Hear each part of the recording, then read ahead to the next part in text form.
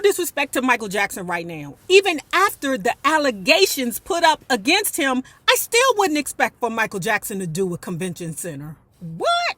Girl, bang.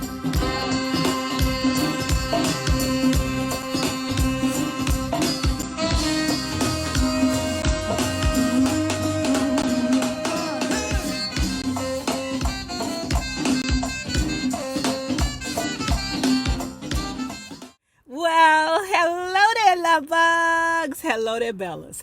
If you have not already done so, please remember to hit the Patreon link below and or the join button here on the YouTube. And for a small membership fee of $5, you babies, yes you, will be privy to all the shenanigans before the YouTube gets it, if the YouTube gets it. Now, let's continue talking about Toya Jackson. Bye. Toya Jackson. Y'all like this Wiz coat? Don't this junk look like it's something that the Munchkins from Munchkin Land would wear? When my manager presented the deals specific to Frank Dilio, he was interested, dispatching men to the venue to determine if it could support the Bad Tour's massive lighting and sound equipment. Yet at the same time, Dilio was playing hard to get. I'm going to have to work on Michael because I've really poisoned him against you, he told Jack cryptically. Why he done that, he didn't say. But he'll come around, Dilio added confidentially. Let me say this. I believe that what she's writing in the book at this point is what her husband, Jack Gordon, has told her. Like, I don't believe these are things that she actually saw herself. This is just what Jack Gordon is telling her. So, as I've said before, MK Ultra sometimes mean ding-a-ling. Not that I can look at Jack Gordon and see a profound lover.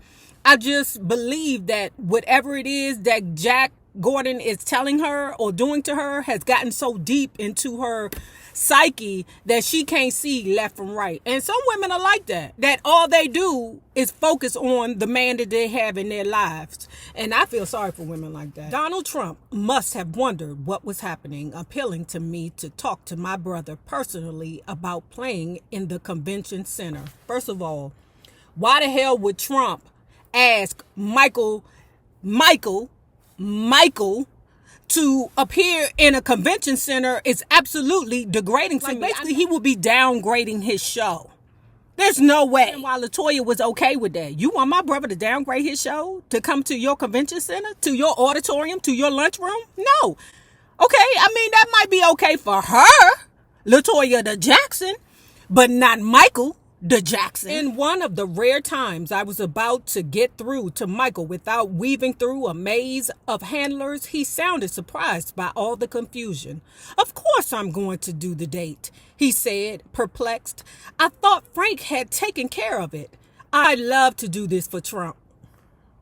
Okay. Well, it's not taken care of at all, I answered. Are you sure? Yes, I'm sure. I could imagine him frowning on the other end. Okay, he said, I'll take care of it. Calling back Mr. Trump, I assured him that everything would go as planned. Not coincidentally, it soon became next to impossible for me to get in touch with my own brother. Let me say this. Some people will say yes to you in your face every day, all day, and then ignore your calls. Sure, I'll come. I'll make it. I'll do it. And then you can't find him. Finally, she got back in touch with her brother again. LaToya's like, Michael, I've been having a problem with trying to get this convention center deal settled. Frank Dilio is acting real shady. So I'm coming to you. Is it still okay? LaToya, I want to do it, he insisted. I don't know what the problem is. The line went dead, and just minutes later, Dilio was on the phone to Jack. Jack Gordon, he said, you know we were never going to do those Trump dates. You know I told you no in the beginning. You know Atlantic City is not good for Michael Jackson. Exactly. To me, it's a great big insult. You want the Michael Jackson to do the Atlantic City? That doesn't work like that, girl. No disrespect to Michael Jackson right now. Even after the allegations put up against him, I still wouldn't expect for Michael Jackson to do a convention center. What? Girl, bang. It looked as if the deal was off for good. but I decided to give it one last shot. I soon found that in the process of turning Michael against Jack, Delio had also helped to poison my already deteriorating relationship with my family. That summer, my brother was touring Europe. At the same time he was in Hanover, Germany, I was in another Germany city, just 2 hours away to sing on a television show. I called Mother, accompanying Michael as usual, and asked, "Would you please come visit me? I really miss you." When we first talked, she sounded mildly enthusiastic, but as I spoke to her over the course of the day, something changed. Suddenly, she was complaining about the distance and the inconvenience. "But I really want to see you," I said. "I'll think about it." She sounded so indifferent. "It's really not very far. I'd just like to spend some time alone with you." Despite her icy manner, ever since I'd moved away from home, I missed her so much that I'd sometimes cry.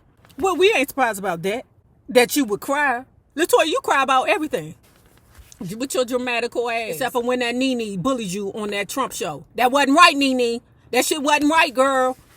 You know that girl, like, what is she? Like 5'3", Nene like 7'7", and always putting on a pair of heels, Nene girl. Now, Nene, I ain't scared of you, girl. You are Sagittarius, but I'm not scared of you now. But I'm just saying, that's not right. You look like a bully. When you did that to Star and LaToya, girl, you look like a bully.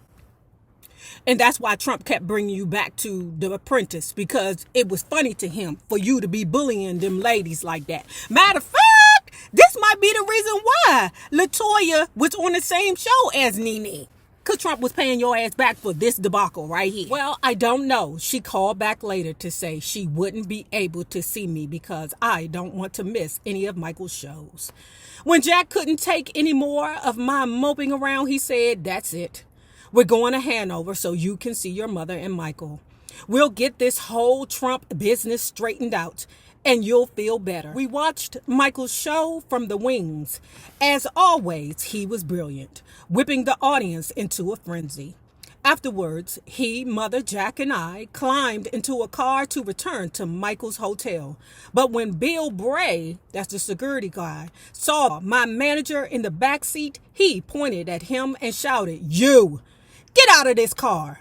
Michael intervened. "It's okay if Jack rides with us," he said. "It's all right." At the hotel, Mother's behavior was stranger than ever.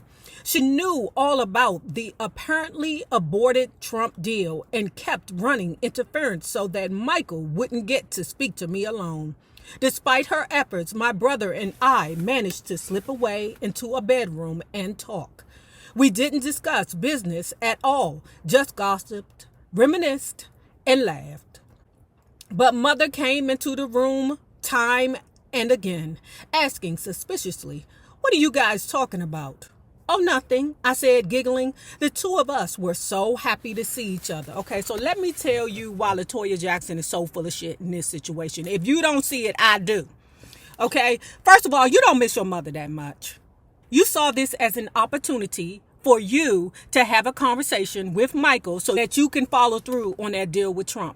And I guarantee you that Jack Gordon's kickback was a pretty healthy sum. Child, she left. The goop. Then she realized, oh, maybe I should use this opportunity to ask him about the Trump situation. Girl, kiss my ass. Kiss my ass. I see you, MK Ultra. She went back. Okay. Bill Bray was like, "Wasn't you just here? What you back for?" "I want to talk to my brother." Crazy Bill. "Mike, I want to ask you something." We moved away from Bill, but I knew he could still hear us. "Are you going to do this Trump thing or not? Just give me a flat out answer because I'm fed up with this." "You?" Michael was quiet for a minute. "LaToya, let me tell you something," he said. "Trump has an ego, and I have an ego. And when two egos get together, it doesn't always work out." It didn't sound like something Mike would say, and I left convinced that wasn't true. I was right. A few weeks later, he called me in Atlanta and blurted out the real reason. "I can't do the Trump dates," he began. "Because..." "Why, Mike?" He lowered his voice. Don't tell anybody this, but Frank says Jack is tied to a bunch of gangsters, and if just one of them doesn't get paid off, they'll kill me. Yeah, that's more than believable. I can't be involved with anything that has to do with that.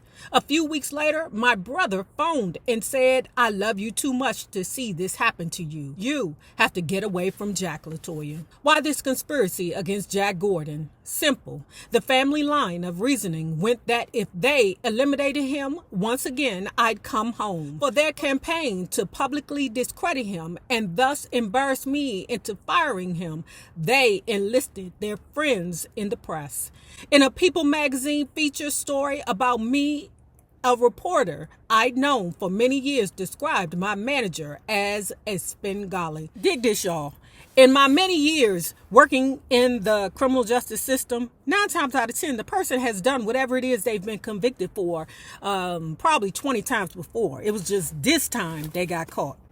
So for someone who has already been convicted of flim-flamming, why wouldn't you think that he has the capability of flim-flamming again? Like LaToya just gets on my nerve. This bitch is Jessica Tate. But I'm giving her a little bit too much credit because at least Jessica Tate finally realized that Chester will never change. In that article, Jack was a former carnival operator and a Las Vegas businessman. Where's the lie? Both pieces depicted my parents as bewildered by Michael's moving out and Janet's severing her management contract with Joseph.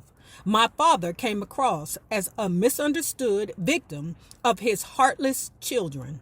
Not coincidentally, a writer who had contributed to both pieces was soon shopping a proposal for Joseph's autobiography. Not content merely to slander Jack's reputation, my father began threatening him with bodily harm. Child, he done already whooped his ass back at Havenhurst. My recently declared independence and outspokenness took everyone by surprise. After the release of You're Gonna Get Rocked, Janet called to alert me. I'd been the subject of several family meetings. About what? You know what. About your new album cover.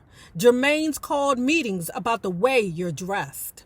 At one of these, I later found out Marlon defended me, saying I'm not attending any more of these meetings. It's ridiculous.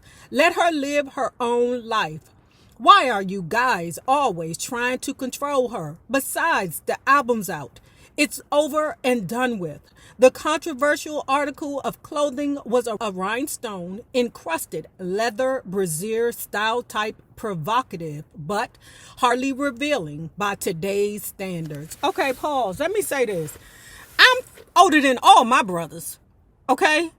All of them. And let me tell you something. If they think I post something on Instagram where my ass is showing too much or I got too much boobs out, my brothers still be like, Nay, stop it. What you doing? Pull back. So that's nothing. Matter of fact, I got a cousin. That motherfucker got a problem. Like, if he think the Negro ain't good enough for me, he'll make it be known. So it's not like what they're doing is any different than any other brother would do. Let me tell you something. Part of the reason why I don't give too much body on Instagram is because I don't want to hit my fucking brother's mouth. Okay? If I give too much of them, they be, excuse me, what are you doing over there? Pull back. Calm down. That's their favorite joke. Nay, calm down. You doing too much. Nay, calm down. I'm like, damn. Ain't I about 10 years older than all of y'all? I've been asked a million times why I posed for Playboy magazine. And I have to confess that I approached the whole thing very naively.